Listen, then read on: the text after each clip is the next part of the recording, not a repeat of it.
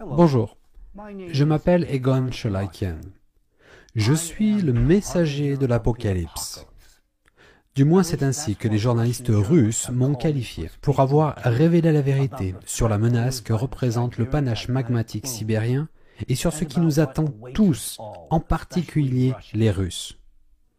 Eh bien, puisque j'ai été désigné comme le messager de l'Apocalypse, je vais accomplir ma mission.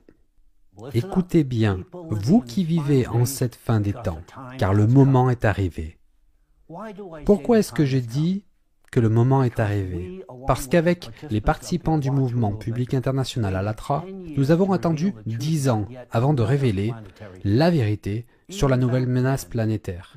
Dès cette époque, nous comprenions l'ampleur de la catastrophe, mais nous ne pouvions pas en parler. Nous avons attendu qu'une quantité suffisante de recherches scientifiques menées par des scientifiques du monde entier soit réunie. Certaines de ces recherches ont été initiées par nous-mêmes, mais il fallait attendre que les gens commencent à prendre conscience de ce danger. Nous ne pouvions pas nous appuyer uniquement sur notre propre travail, car sinon nous n'aurions pas été entendus. De quelle menace est-ce que je parle aujourd'hui? Et si je vous disais que toutes vos maladies actuelles, de la dépression au cancer, passant par la fatigue chronique et l'infertilité, ont une cause commune, ou du moins sont aggravées par un même facteur. Ce facteur, ce sont les micro- et nanoplastiques. Ils sont déjà partout, dans l'air, dans l'eau, dans notre alimentation, en vous et en vos enfants. Et ils ne se contentent pas de polluer. Ils nous dégradent de l'intérieur, jusqu'à nos cellules et notre ADN. Aujourd'hui, je vais vous montrer à quel point nous sommes pris dans cette crise et pourquoi cette menace est aussi grave que le panache sibérien en termes de conséquences catastrophiques pour l'humanité. Il est temps de regarder cet ennemi en face et de comprendre l'ampleur réelle de son danger. Que sont les microplastiques et les nanoplastiques? Et pourquoi sont-ils omniprésents? Les microplastiques sont des fragments de plastique mesurant moins de 5 mm, tandis que les nanoplastiques ont une taille inférieure à 1 micromètre. Ces particules invisibles à l'œil nu conservent néanmoins leur structure polymérique et contiennent des additifs toxiques comme des phtalates et les bisphénols, ainsi que plus de 16 000 autres substances chimiques, dont plus de 4 200 sont persistantes et s'accumulent dans l'organisme vivant. D'où viennent ces particules? Les micro- et nanoplastiques se forment lorsque les plastiques que nous produisons se dégradent sous l'effet du soleil, de l'eau, du vent et du temps. Des processus comme l'altération, la dégradation physico-chimique et biologique, ainsi que la combustion, libèrent chaque jour des milliards de ces particules dans l'environnement. Elles proviennent de diverses sources, des bouteilles en plastique, aux textiles et pneus, des déchets plastiques dans les océans aux microfibres qui représentent à elles seules 91% du plastique retrouvé dans l'eau. Chaque année, plus de 400 millions de tonnes de déchets plastiques sont produits dans le monde et les prévisions indiquent que ce chiffre pourrait tripler d'ici 2040. Pourtant, j'affirme avec certitude que cela n'arrivera pas, précisément à cause du plastique lui-même. Et bientôt, vous comprendrez pourquoi je fais cette affirmation avec tant de confiance. Le plastique met entre 500 et 1000 ans à se dégrader sans jamais disparaître complètement, se fragmentant en micro- et nanoplastiques. L'Agence de protection de l'environnement des États-Unis a déclaré que presque 100% du plastique jamais produit par l'humanité existe encore aujourd'hui, sous une forme ou une autre. Et je rajoute qu'il persistera encore pendant des millénaires. Les déchets plastiques ont transformé notre planète en un immense laboratoire où le plastique s'est infiltré dans le tissu même de la nature. Les micro- et nanoplastiques ne sont pas de simples polluants. Ils sont les moteurs d'une triple crise planétaire. Ils accélèrent les catastrophes naturelles, contribuent à la perte de biodiversité et aggravent la contamination environnementale. Savez-vous que les micro- et nanoplastiques influencent les tendances de précipitation?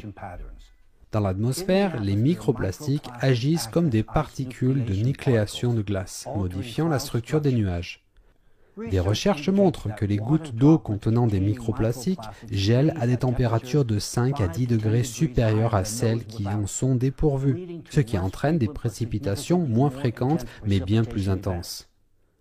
Les nuages bas et denses contiennent des concentrations élevées de microplastiques, tandis que les polymères hydrophiles accélèrent leur formation, aggravant ainsi les catastrophes naturelles. Les scientifiques soulignent, ce processus affecte les régimes de précipitation, la prévision météorologique, la modélisation du climat et même la sécurité des vols. L'impact de la pollution plastique sur l'équilibre thermique de la planète est d'autant plus préoccupante dans le contexte de montée en puissance de l'activité géodynamique. Historiquement, l'océan a joué un rôle clé dans la régulation des températures globales en absorbant et redistribuant l'excès de chaleur issu des profondeurs terrestres. Or, la contamination par les micro- et nanoplastiques compromet gravement cette fonction. Le magma ascendant est le principal moteur du réchauffement océanique, exerçant une pression considérable sur la croûte océanique, plus fine et plus fragile que la croûte continentale. En se décomposant en microparticules, les déchets plastiques réduisent la conductivité thermique de l'eau de mer, perturbant ainsi la dissipation de l'excès de chaleur terrestre via l'océan.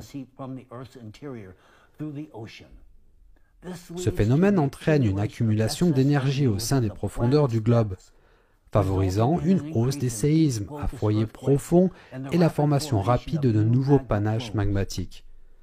En retour, ces processus déstabilisent davantage la planète et accélèrent le réchauffement des océans. Un cycle vicieux dangereux se met en place. L'activité géodynamique réchauffe l'océan. La chaleur accélère la dégradation des plastiques. L'augmentation des microplastiques diminue la conductivité thermique de l'eau. La dissipation de la chaleur terrestre est entravée. Les séismes et l'activité géodynamique s'intensifient. L'océan se réchauffe davantage, accélérant davantage la décomposition du plastique en micro- et nanoparticules. Ce mécanisme amplifie la fréquence et l'intensité des événements météorologiques extrêmes et des catastrophes naturelles. Crues, ouragans, cyclones tropicaux, que nous observons aujourd'hui de plus en plus. Maintenant, arrêtez-vous un instant et réfléchissez-y. Nous avons engendré un monstre qui ne se contente pas de nous entourer, mais qui s'infiltre dans notre corps. Alors que le plastique modifie le climat, réchauffe les océans et influence l'activité géodynamique, il est devenu silencieusement une partie de notre chair. Ce qui était une menace extérieure est devenu un envahisseur invisible, nous détruisant de l'intérieur. Comment cela a-t-il pu arriver? Regardons de plus près ce qui se passe à l'intérieur de nos corps. Les nanoplastiques ont envahi chaque recoin de notre corps, de la circulation sanguine au cerveau, des intestins au placenta. Et la réalité la plus alarmante, ils sont presque impossibles à éliminer. Une fois à l'intérieur, ces particules microscopiques s'infiltrent dans les structures les plus profondes de l'organe, tissus et cellules, s'y logent de façon permanente et s'accumulent jour après jour. Contrairement à de nombreuses autres toxines que le corps peut filtrer et éliminer, les nanoplastiques sont simplement trop petits. Invisibles à l'œil nu et suffisamment minuscules pour contourner toutes les barrières protectrices, ils déclenchent une destruction interne, au niveau la plus fondamentale, le niveau cellulaire. C'est un poison insidieux qui démantèle silencieusement les mécanismes mêmes qui soutiennent la vie, provoquant des maladies pour lesquelles aucun remède n'existe. C'est pourquoi nous devons commencer par une analyse au niveau cellulaire, car c'est là une réaction en chaîne qui est mise en marche, conduisant à des maladies graves et, dans de nombreux cas, des issues fatales. Imaginez que chaque cellule de votre corps est une petite usine produisant l'énergie nécessaire pour vivre, bouger et respirer. Cette énergie est générée par de minuscules centrales électriques appelées mitochondries. Les nanoplastiques infiltrent ces mitochondries et perturbent leur fonctionnement. En conséquence, les cellules perdent leur capacité à produire de l'énergie connue sous le nom d'adénosine triphosphate, ou ATP. Des substances nocives, des espèces réactives de l'oxygène s'accumulent en excès. Des cellules commencent à suffoquer à cause de la privation d'énergie.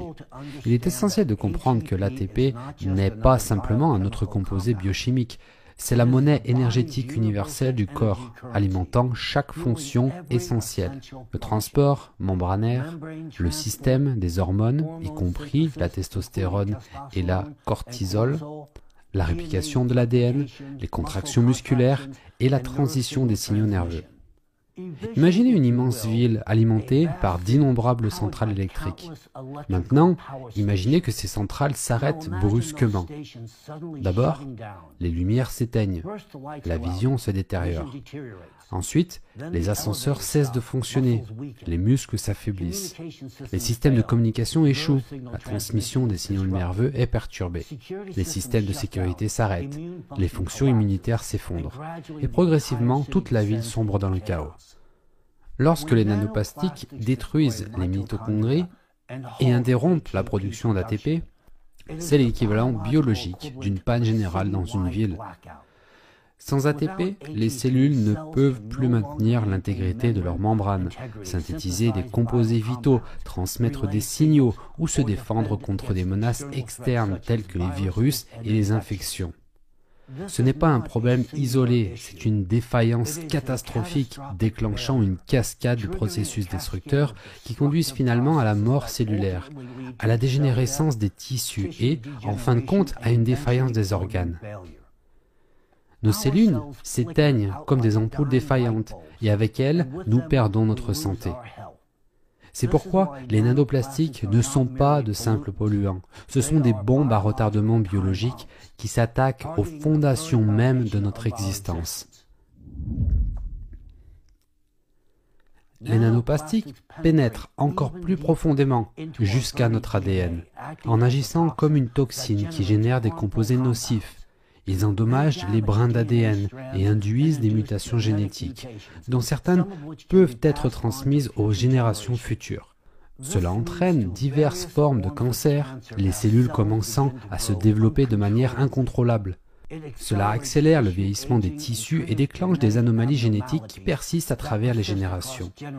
Ce qui est particulièrement alarmant, c'est que les nanoplastiques restent à l'intérieur des cellules même lorsqu'elles se divisent, se transférant aux cellules filles.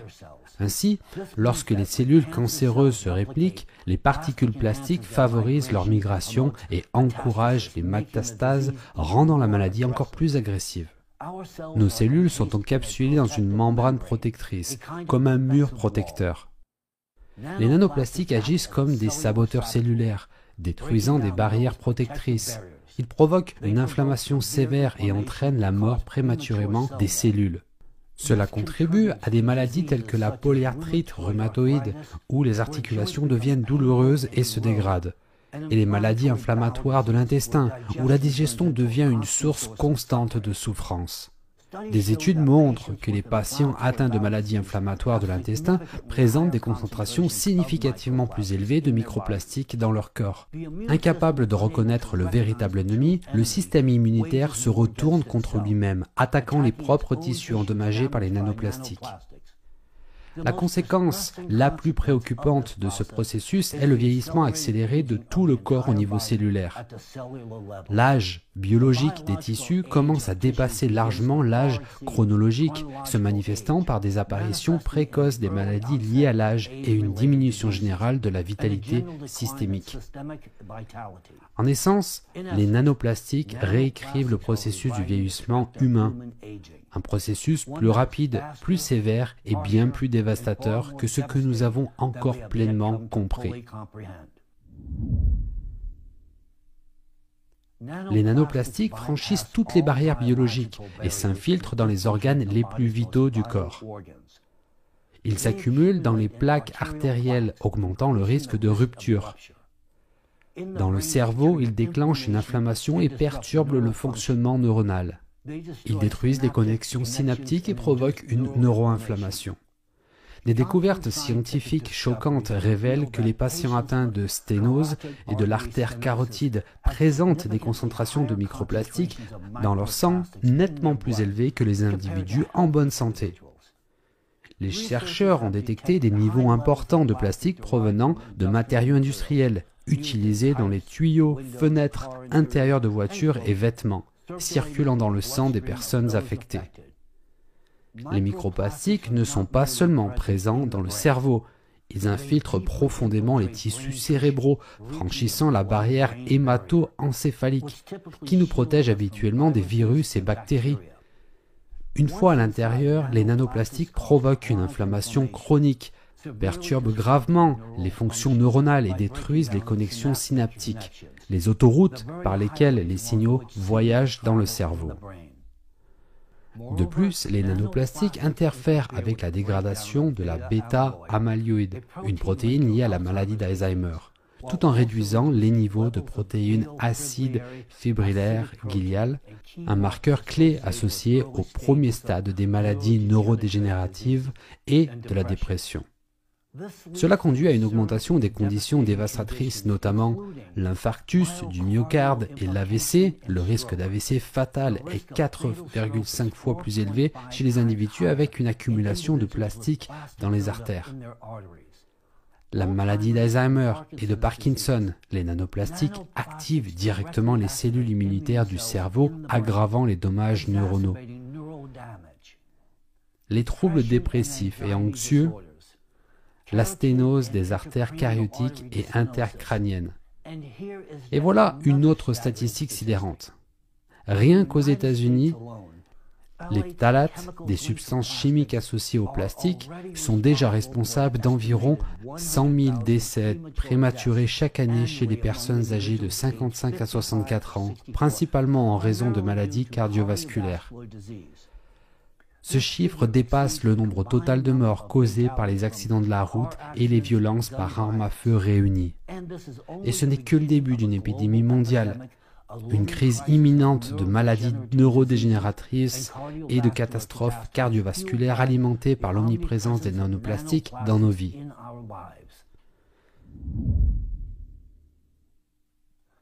Les microplastiques s'infiltrent dans les tissus osseux, pénètrent le système squelettique par les tubes digestifs. En raison de leur structure moléculaire, les particules de neuroplastiques peuvent imiter le calcium et d'autres minéraux essentiels nécessaires au métabolisme osseux. Ainsi, le corps incorpore par erreur du plastique dans son cadre squelettique, le traitant comme un matériau de construction pour les os. Une fois intégrées dans les tissus osseux, ces particules étrangères perturbent gravement les processus métaboliques normaux. Au fil du temps, les microplastiques affaiblissent les os, transformant des structures denses en cadres poreux et fragiles. Les conséquences sont dévastatrices.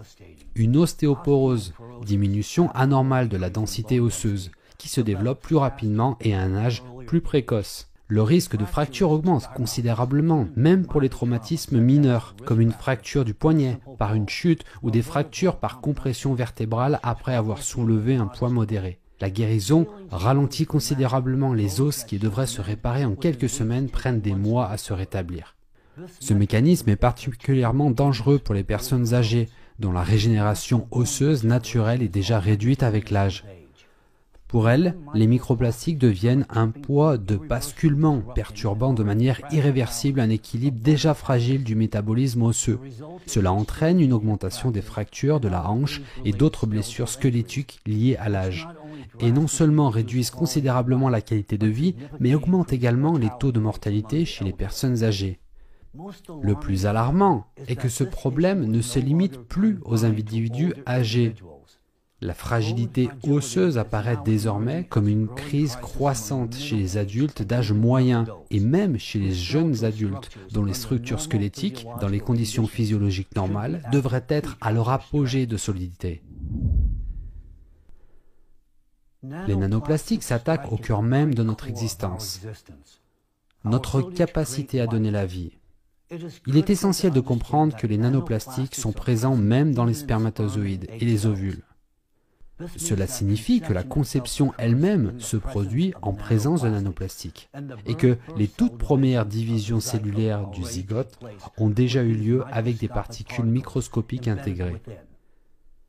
Le système reproducteur féminin est particulièrement vulnérable aux nanoplastiques et aux produits chimiques qui leur sont associés. Les phtalates, des composés chimiques largement utilisés pour rendre les plastiques plus flexibles, ont été scientifiquement prouvés comme stimulant directement la croissance de fibromes utériens. Ces mêmes produits chimiques perturbent le fonctionnement placentaire, interférant avec la production d'une hormone clé essentielle au maintien de la grossesse et au bon déroulement de l'accouchement. Plus alarmant encore, les nanoplastiques ont la capacité de franchir la barrière placentaire, s'infiltrant dans le fœtus en développement et empoisonnant l'enfant avant même sa naissance. Au niveau hormonal, les nanoplastiques et les phtalates agissent comme des perturbateurs endocriniens, déséquilibrant la régulation délicate du cycle de menstruation et de l'ovulation. Des recherches ont révélé que chez les femmes, les principaux organes ciblés par la contamination microplastique sont les ovaires et l'endomètre, deux organes critiques pour la reproduction. Dans les ovaires, les microplastiques suppriment la viabilité et la division normale des cellules de la granulosa, les cellules spécialisées qui entourent et nourrissent l'ovule en développement. Cette perturbation entraîne un développement anormal des follicules et des troubles de l'ovulation. Dans l'endomètre, la paroi interne de l'utérus où l'embryon doit s'implanter, les microplastiques déclenchent une cascade de changements pathologiques, notamment fibrose utérine, croissance excessive de tissus conjonctifs, dépôts anormaux de collagène, amincissement dangereux de la paroi endométriale, altérant ces changements cycliques nécessaires à une implantation réussie de l'embryon. Les conséquences médicales de cela sont dévastatrices pour la santé et la fertilité des femmes. Les fibromes utérins, dont le lieu de causalité avec les phtalates a été scientifiquement établi, sont de plus en plus répandus. Considérons cette statistique sidérante. Rien qu'aux États-Unis, 56 600 cas de naissances prématurées en 2018 ont été directement liés à l'exposition aux phtalates, entraînant des coûts médicaux de plusieurs milliards de dollars. L'infertilité, les fausses couches, les complications pendant la grossesse et les échecs d'implantation, autrefois considérés comme des problèmes reproductifs mystérieux, ne sont plus des énigmes. Le coupable a été identifié, la contamination par les microplastiques dans le corps des femmes. Les micro- et nanoplastiques réduisent directement les niveaux de testostérone, l'hormone clé chez les hommes, tout en s'accumulant dans les testicules, endommageant les tissus, perturbant l'environnement spermatogénique et altérant la santé cardiovasculaire, essentielle pour une fonction érectile normale. Des recherches choquantes ont révélé 12 types différents de microplastiques détectés dans 23 tissus testiculaires distincts chez les hommes. Par ailleurs, plus la concentration de microplastiques est élevée, plus la diminution du nombre de spermatozoïdes est prononcée. Des expériences sur des souris confirment que le degré de préjudice est directement corrélé avec le niveau d'exposition aux microplastiques. Cette contamination entraîne des problèmes suivants. Diminution du nombre et de la qualité des spermatozoïdes, impuissance et dysfonctionnement érectile, déséquilibre hormonal. Plus de 10 000 décès masculins par an sont potentiellement liés à un déficit de testostérone causé par l'exposition aux phtalates. Et une autre statistique alarmante, au cours des 40 dernières années, la concentration moyenne de spermatozoïdes chez les hommes a diminué de manière constante, une tendance ayant des implications profondes pour l'avenir de la fertilité humaine. Dans nos intestins existe un vaste monde microscopique. Des trillions de bactéries, des virus, de champignons, des composants de microbiens intestins, un écosystème aussi complexe qu'une forêt tropicale. Cette forêt interne est essentielle à notre santé. Elle facilite la digestion, synthétise des vitamines indispensables et forme notre système immunitaire. Mais les nanoplastiques sont en train de la détruire systématiquement. Une fois dans l'intestin, les nanoplastiques modifient radicalement la composition du microbien, tuent les bactéries bénéfiques tout en favorisant la prolifération de pathogènes nuisibles. Peut-être encore plus dangereux, les nanoplastiques endommagent physiquement la délicate couche protectrice de la barrière intestinale, la seule ligne de défense du corps entre le contenu de l'intestin et la circulation sanguine. En conséquence, le système immunitaire devient hyperactivé, déclenchant une inflammation chronique et forçant l'ensemble du corps à rester en état d'alerte élevé contre les menaces fictives. Les conséquences de ce processus affectent des millions de personnes, entraînant le symptôme de l'intestin irritable, avec des douleurs imprévisibles et des troubles digestifs, des réactions allergiques à des aliments courants, un système immunitaire affaibli, rendant le corps plus vulnérable aux infections. Il est particulièrement crucial de comprendre que l'intestin est bien plus qu'un simple organe digestif. Les scientifiques le qualifient de deuxième cerveau, en raison de son vaste réseau de cellules nerveuses et de sa connexion directe avec le système nerveux central. Les dommages au microbiome envoient des signaux de détresse au cerveau via l'axe intestin-cerveau, impactant l'humeur, les fonctions cognitives et pouvant même déclencher des troubles psychiatriques. Ainsi, lorsque les nanoplastiques détruisent le microbiome, ce n'est pas seulement l'estomac qui souffre. Tout le corps est attaqué, y compris notre santé mentale. Chaque cellule de notre corps contient un système hautement sophistiqué chargé d'éliminer en permanence les composants endommagés et les toxines. Cependant, les nanoplastiques perturbent de manière critique cette fonction vitale. Une fois à l'intérieur de la cellule, les nanoplastiques bloquent physiquement les processus de détoxification, entraînant l'accumulation de déchets cellulaires, normalement éliminés par les mécanismes naturels. Cela est particulièrement dangereux pour les cellules nerveuses, où l'accumulation de protéines anormales détruit littéralement les fibres nerveuses et leurs connexions. Imaginez un appartement où les ordures n'ont pas été sorties depuis des mois. Il est impossible de fonctionner correctement dans un tel environnement. C'est exactement ce qui se passe à l'intérieur de nos cellules sous l'influence des nanoplastiques. Ce chaos cellulaire contribue à l'apparition de troubles neurologiques graves, notamment la maladie d'Huntington, où le cerveau dégénère progressivement, la sclérose latérale amyotrophique, une condition dévastatrice où une personne perd lentement le contrôle de son corps tout en restant pleinement consciente. De plus, la perturbation des processus de nettoyage cellulaire contribue à la dysbiose intestinale et aux troubles digestifs qui, via l'axe intestin-cerveau, impactent davantage le système nerveux. En fin de compte, ces processus accélèrent le vieillissement et déclenchent la neurodégénérescence, où les cellules nerveuses meurent plus vite que le corps ne peut les remplacer. En essence, nos cellules se noient dans leurs propres déchets et cette dégradation progressive érode notre capacité à bouger, à penser clairement et à maintenir le contrôle sur nos propres corps. La connexion alarmante entre les nanoplastiques et la santé mentale devient de plus en plus évidente à chaque nouvelle étude. Les scientifiques ont découvert que les microplastiques en polystyrène déclenchent un processus biochimique complexe dans le cerveau qui induit directement des comportements liés à l'anxiété. En même temps, les phtalates perturbent gravement l'équilibre hormonal, affectant l'humeur et la stabilité émotionnelle. Ce qui est encore plus préoccupant, c'est que les microplastiques réduisent les niveaux d'une protéine cérébrale critique, dont la carence est directement liée à l'apparition de la dépression.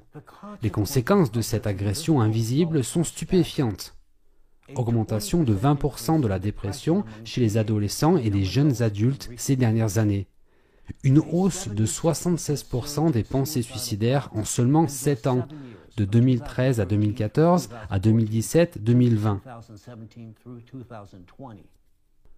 Une forte augmentation des troubles anxieux, du TDAH et des diagnostics d'autisme.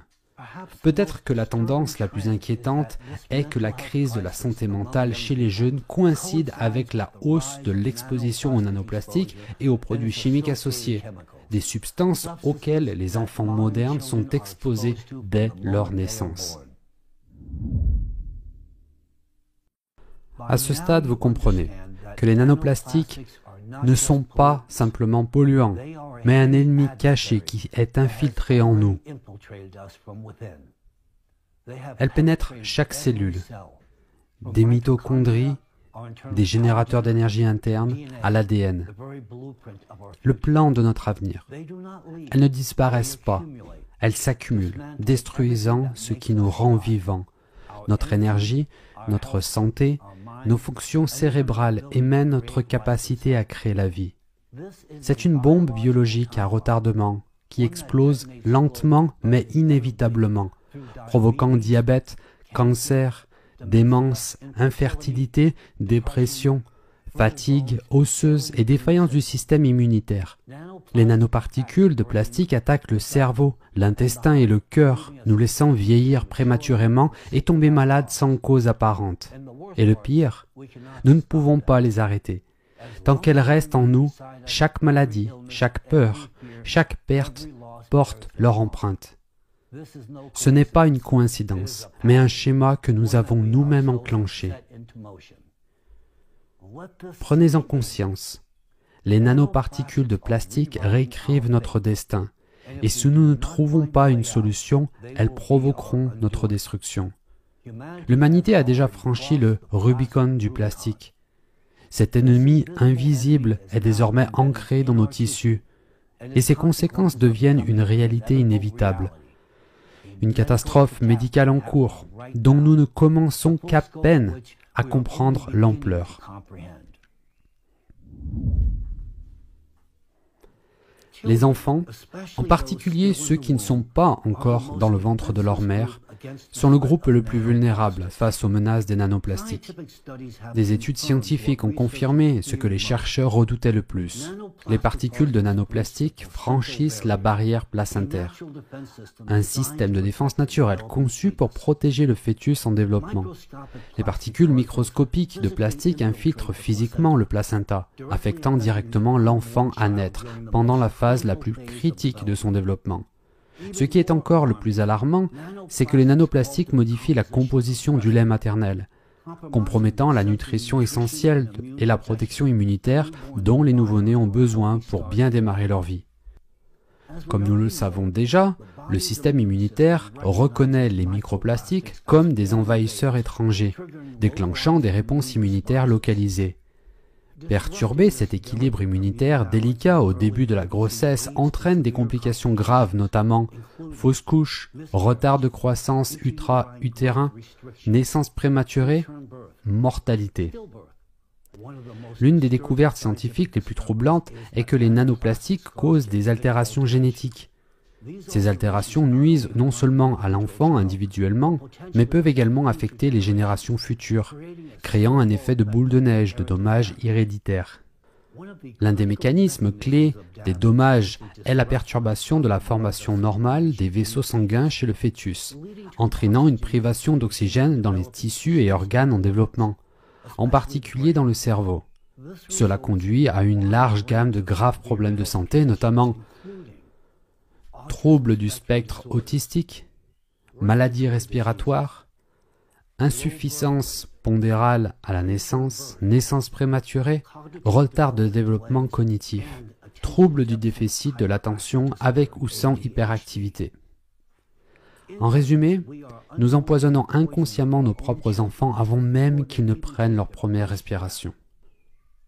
En raison de la capacité des nanoparticules de plastique à pénétrer la barrière placentaire, à déclencher un stress oxydatif et des réponses inflammatoires dans les tissus embryonnaires, elles perturbent également la fermeture normale de la paroi abdominale lors du développement fœtal précoce, entre 4 et 8 semaines de grossesse.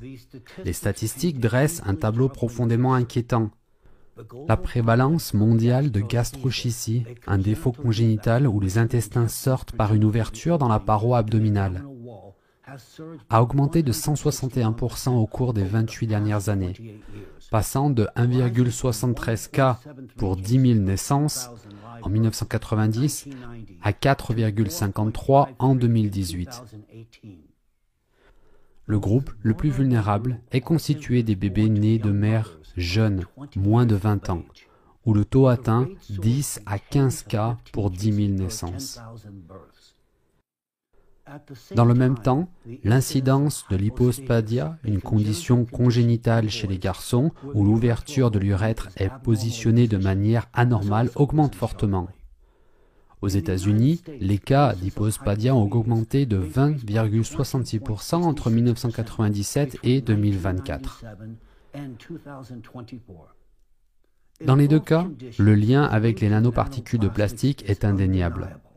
Ces particules contiennent ou transportent des produits chimiques perturbateurs endocriniens, tels que les phtalates et les bisphénols A, qui interfèrent avec l'équilibre hormonal et le développement fœtal.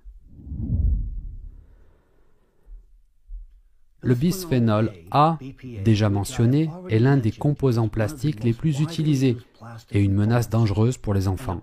Cette molécule se fait passer pour oestrogène, trompant les récepteurs cellulaires et perturbant les processus de développement essentiels.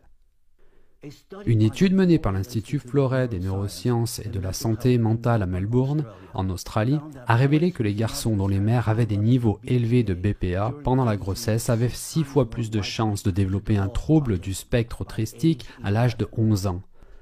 Le BPA bloque une enzyme clé indispensable au développement cérébral des fœtus masculins, ce qui explique l'écart frappant entre les sexes dans les diagnostics d'autisme. Pour chaque fille diagnostiquée, on compte 4 à 5 garçons touchés. Chaque année, 8 millions de tonnes métriques de BPA sont produites dans le monde, le rendant omniprésent, allant des eaux de surface au lait maternel.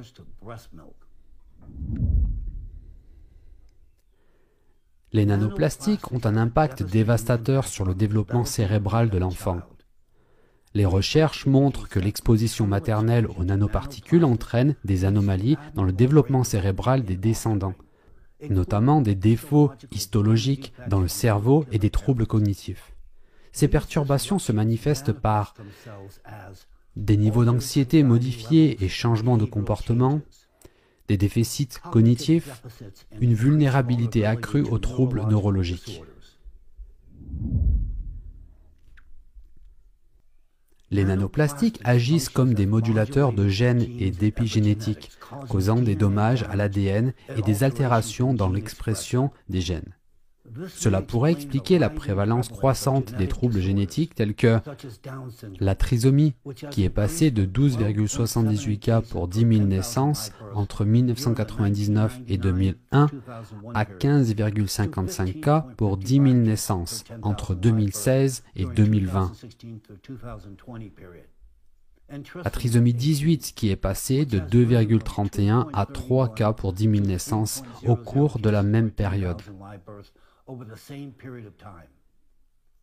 Le stress oxydatif et l'inflammation induits par les nanoplastiques compromettent la stabilité génétique, augmentant ainsi le risque de mutation chez les enfants. Cet effet se manifeste non seulement par des anomalies congénitales, mais aussi par une prédisposition accrue tout au long de la vie au cancer et à d'autres maladies graves. Encore plus alarmant est l'augmentation des décès infantiles soudains. Le taux de décès infantile inexpliqué, Sudden Unexplained Infant Death, SUID, a augmenté environ 12% entre 2020 et 2022, passant d'environ 90 à peu près 100 décès pour 100 000 naissances. Cette augmentation est particulièrement préoccupante, car elle intervient après 2 décennies de relative stabilité des taux de mortalité infantile. Les enfants plus âgés sont également à risque. Un nombre croissant de décès soudains pendant une activité physique et même au repos atteint des proportions épidémiques, affectant des enfants de tout âge, des nourrissons aux adolescents. Réfléchissez-y. Nos enfants ne sont pas seulement des victimes, ils sont des otages des nanoplastiques. Nous ne faisons pas que les empoisonner. Nous programmons des maladies chroniques pour nos petits-enfants et arrière-petits-enfants. À ce moment même, pendant que vous m'écoutez, les nanoplastiques s'accumulent dans le corps de vos enfants. À chaque respiration, chaque gorgée d'eau et chaque jouet en plastique qu'ils tiennent dans leurs mains, Ils s'incrustent dans les organes vitaux, détruisent les mitochondries et paralysent les générateurs d'énergie cellulaire essentiels à la vie elle-même. L'augmentation des décès soudains d'enfants, la montée des cancers pédiatriques et l'explosion des troubles neurologiques, ces phénomènes ne sont pas des coïncidences. Ils sont les conséquences systématiques de notre dépendance au plastique. Nous avons créé un environnement où, pour la première fois dans l'histoire, les enfants pourraient vivre moins longtemps que leurs parents. Ce n'est pas une menace hypothétique, ni une possibilité lointaine. C'est une réalité, une catastrophe invisible qui se déroule en ce moment même. La marée plastique ne connaît pas de frontières, infiltrant même les coins les plus reculés de la planète. L'atmosphère est devenue son principal vecteur. Chaque année, jusqu'à 25 millions de tonnes de microplastiques et nanoplastiques parcourent des milliers de kilomètres à travers l'air, la neige et le brouillard, atteignant même l'Arctique et les glaciers de hautes altitudes dans les Alpes. L'eau, sous toute forme, est le principal distributeur de ces particules plastiques, de l'évaporation aux précipitations. Les océans et les mers jouent un rôle essentiel dans ce processus. Chaque année, les brises marines déposent 136 000 tonnes de microplastiques sur les littoraux. Parallèlement, les plans d'eau ouverts dans les villes densément peuplées sont devenus des points chauds des émissions de micro- et nanoplastiques, avec des concentrations réelles de plastique dans ces eaux estimées à être jusqu'à 90% plus élevées que ce que l'on pensait auparavant. Les micro- et nanoparticules de plastique sont omniprésentes et leurs nombreuses voies d'entrée dans nos corps rendent l'exposition pratiquement inévitable. Prenons un instant pour examiner de plus près comment cette invasion se produit. Commençons par ce que nous mangeons. Les micro- et nanoplastiques ont déjà intégré notre chaîne alimentaire. Les scientifiques ont découvert que les fruits et légumes que nous considérons comme sains sont littéralement imprégnés de nanoplastiques. Ces particules pénètrent généralement dans les plantes par leurs racines, transportées par l'eau d'irrigation et des pluies, puis remontent les tiges et s'accumulent dans les feuilles et les fruits. Les concentrations les plus élevées de microplastiques ont été trouvées dans les pommes, les poires, les carottes, la laitue et le brocoli. Les niveaux de plastique dans les fruits sont 2 à 3 fois plus élevés que dans les légumes. Cela signifie qu'à chaque bouchée de pomme, nous ingérons des milliers de particules plastiques invisibles qui restent dans notre corps. Les fruits de mer sont une autre source majeure de micro- et nanoplastiques. Étant donné que les microplastiques saturent tout l'océan, ils sont consommés par les poissons et autres organismes marins. Même un seul cycle de lavage de vêtements synthétiques libère jusqu'à 1,5 million de particules microplastiques dans les eaux usées qui finissent par se déverser dans les rivières et les océans. Poissons, crevettes, moules, tout cela retourne dans nos assiettes. Une étude de l'université de Newcastle en Australie a estimé que la personne moyenne consomme 250 grammes de plastique par an, ce qui équivaut à 50 sacs plastiques par an, 5 grammes de plastique par semaine, le poids d'une carte de crédit. Mais ce n'est pas tout. Même un geste simple comme réchauffer des aliments pour bébés dans des contenants en plastique au micro-ondes libère plus de 2 milliards de nanoparticules de plastique et 4 millions de microparticules par centimètre carré qui se retrouvent ensuite dans la nourriture. Nous ne nourrissons pas seulement nos enfants avec de la nourriture, nous les nourrissons avec du plastique. L'eau que nous buvons est également contaminée.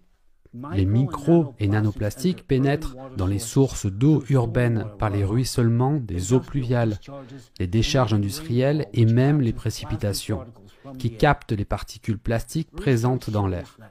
Les recherches montrent que 90% de l'eau du robinet aux États-Unis contient des nanoplastiques. Chaque goutte d'eau dans les océans mondiaux est imprégnée de micro- et nanoplastiques. À mesure que l'eau s'évapore, ces particules plastiques montent dans l'atmosphère et retombent sur la Terre avec les précipitations. Au cours d'une période de 14 mois, plus de 1000 tonnes métriques de particules plastiques sont tombées avec la pluie et la neige dans 11 parcs nationaux de l'ouest des États-Unis. Une quantité équivalente à 12 millions de bouteilles de plastique. Nous buvons cette eau, cuisinons avec, et nous y baignons.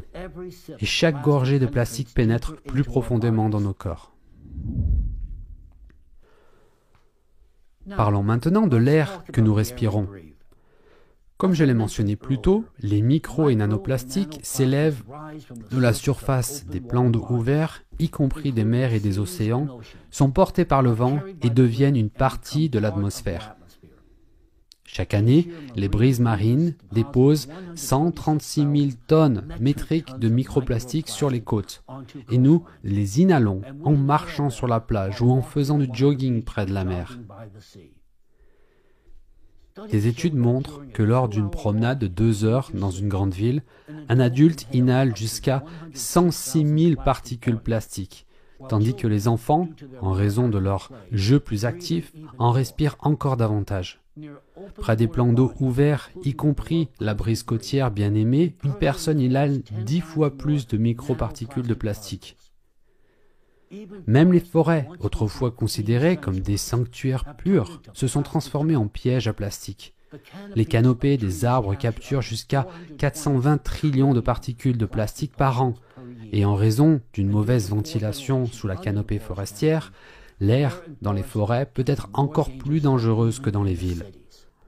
Alors que la fumée urbaine et les émissions des véhicules contribuent à déposer des plastiques aériens en ville, dans les forêts, c'est l'inverse. Ils s'accumulent, déclenchant un stress oxydatif chez les arbres et perturbent la photosphère. Aujourd'hui, chaque respiration dans une forêt immaculée contient une toxine cachée et mortelle. Permettez-moi de partager avec vous une vérité importante et peut-être choquante au sujet du plastique que peu de personnes connaissent. Beaucoup pensent que le plus grand danger du plastique provient de sa composition chimique, comme les additifs toxiques tels que les phtalates et les bisphénols A, déjà mentionnés.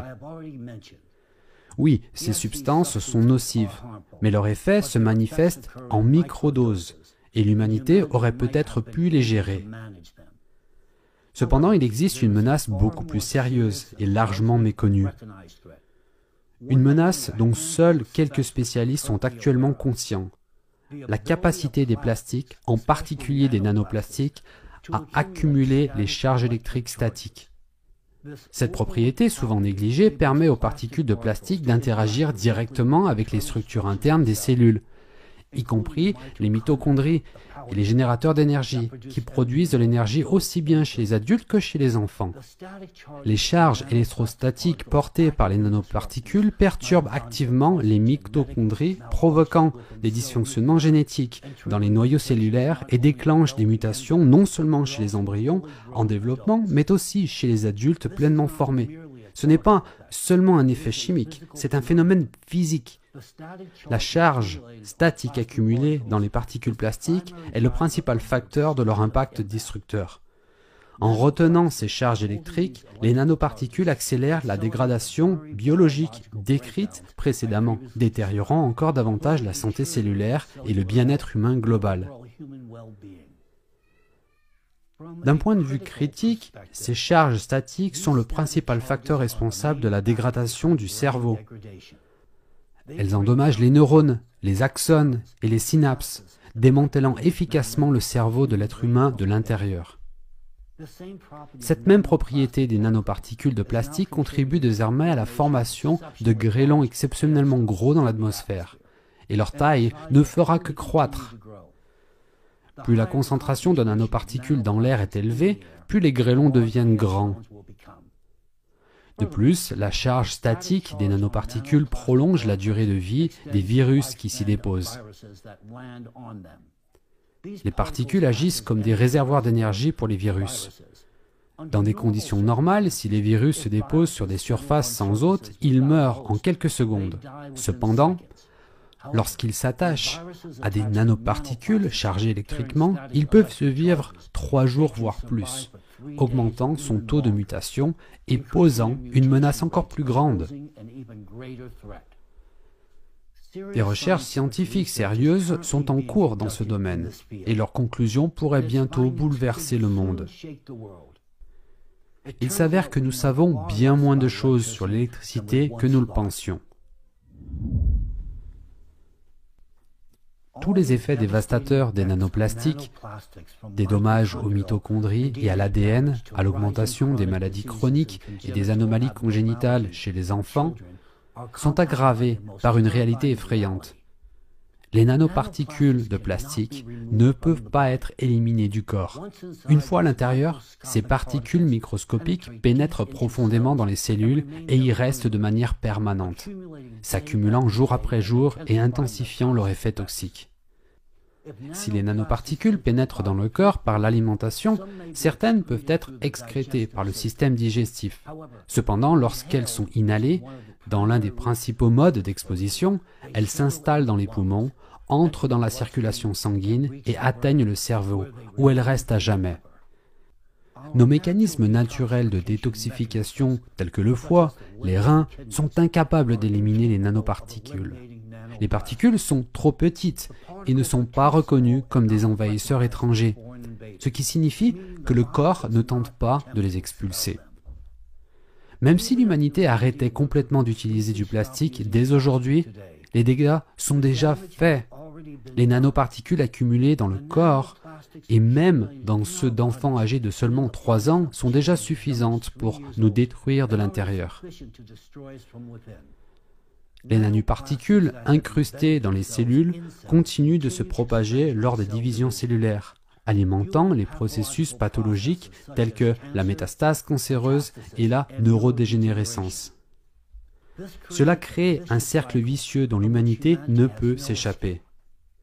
Parce que les nanoplastiques ne peuvent pas être éliminés, toutes les maladies décrites, c'est-à-dire les troubles cardiovasculaires, les maladies neurodégénératrices, les cancers, les problèmes de reproduction, les maladies mentales et les anomalies congénitales chez les enfants sont désormais inévitables et ne feront qu'augmenter.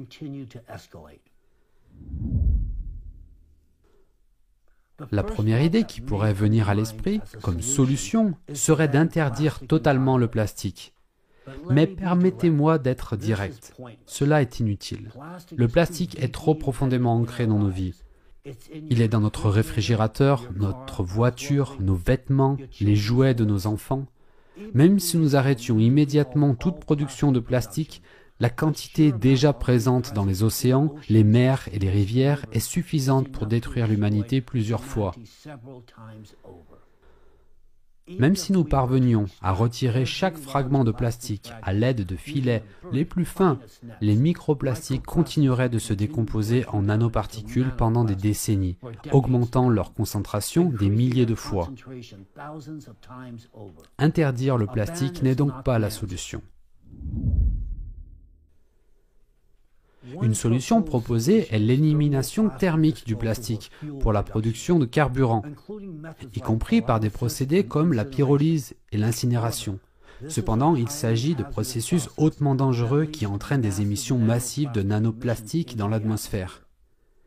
Sous des températures élevées, le plastique se décompose en particules microscopiques, y compris des nanoplastiques plus petits que 100 nanomètres.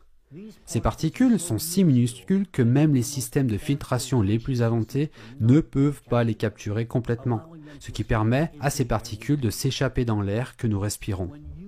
Quand vous sentez une odeur de plastique brûlé, cela signifie que l'air est saturé en nanoparticules. Une fois inhalées, ces particules pénètrent profondément dans le corps, y compris dans le cerveau, et s'accumulent dans les tissus.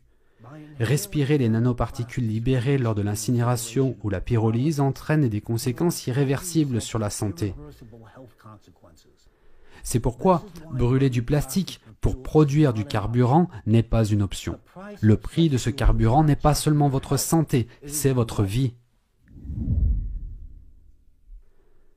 L'élimination sûre du plastique est un processus extrêmement complexe et coûteux. nécessitant des contrôles stricts et des installations industrielles spécialisées. Une solution beaucoup plus efficace et écologique, responsable, est le recyclage du plastique. Pour y parvenir, nous devons développer un système de collecte du plastique économiquement viable. Un système qui rend le recyclage rentable pour toutes les parties prenantes, sans augmenter le coût des biens de consommation. À ce moment précis, vous avez probablement une seule question brûlante. Que pouvons-nous faire? Si les nanoplastiques sont impossibles à éliminer de l'organisme une fois qu'ils sont présents dans nos cellules, et même dans les cellules cérébrales de nos enfants, comment pouvons-nous nous protéger d'un empoisonnement supplémentaire? Je dois vous dire franchement qu'à ce jour, aucune solution n'existe. Vous me demandez comment éliminer les nanoparticules de plastique de nos corps? Personnellement, je ne connais pas la réponse, et personne pour l'instant ne possède cette précieuse connaissance. Cependant, alors que d'innombrables scientifiques travaillent pour trouver une solution, nous pouvons au moins réduire le nombre de nanoparticules de plastique pénétrant dans nos corps et dans ceux de nos enfants. Cela nécessiterait des changements dans notre mode de vie, nos habitudes et même nos désirs. Vous demandez comment vous protéger? Vous êtes des personnes intelligentes. Réfléchissez par vous-même. Une fois que les nanoparticules de plastique ont pénétré dans le corps, elles ne peuvent pas être expulsées, et la principale voie d'entrée est la respiration. Le paradoxe de notre monde en rapide évolution est que ce qui resterait autrefois notre santé, nous la vole désormais. Les mégapoles autrefois considérés comme nuisibles en raison de leur bruit et leur émission sont devenus nettement plus sûrs qu'une promenade dans l'air frais d'une forêt. Les forêts sont désormais saturées de nanoparticules de plastique et même un moment de détente sur la côte peut se transformer en catastrophe en raison de leur présence. Je vous rappelle qu'après inhalation, elles atteignent votre cerveau en seulement 2 heures. La seule question est la quantité qui infiltrera votre cerveau, perturbant les connexions neuronales et détruisant irrévocablement vos neurones. Ainsi, cherchez les endroits pour vous et vos enfants où l'air est le plus pur, où la concentration de nanoplastiques est minimale et évitez les zones de niveau élevé de pollution par micro et nanoplastiques. Pendant que les scientifiques cherchent des réponses, vous pouvez vous protéger, vous et vos proches, en minimisant le contact avec cette menace, là où vous en avez le contrôle. Réfléchissez et agissez. C'est votre chance. En ce moment même, je vous dis une vérité brute. Réfléchissez tant que vous le pouvez encore. Les capacités cognitives de l'humanité déclinent, et ce n'est pas une blague. Ce sont les nanoparticules dans vos cerveaux. Vous le remarquez déjà en vous-même et chez vos proches. Et chaque année, cela ne fera qu'empirer. Actuellement, l'humanité est impuissante face aux nanoplastiques.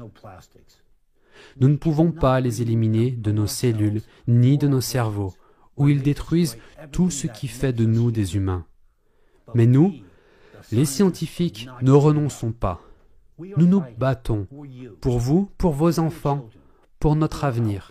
Croyez-moi, nous faisons tout ce qui est en notre pouvoir. Non, nous n'avons pas encore de solution. Mais il s'agit de physique et de chimie. Et cela signifie qu'une solution existe. Nous ne l'avons juste pas encore trouvée. Pour l'instant, la chose la plus essentielle que vous puissiez faire est de préserver votre santé, votre vie et celle de vos enfants, jusqu'à ce que nous trouvions une réponse. Protégez-vous. La vie mérite que l'on se batte pour elle.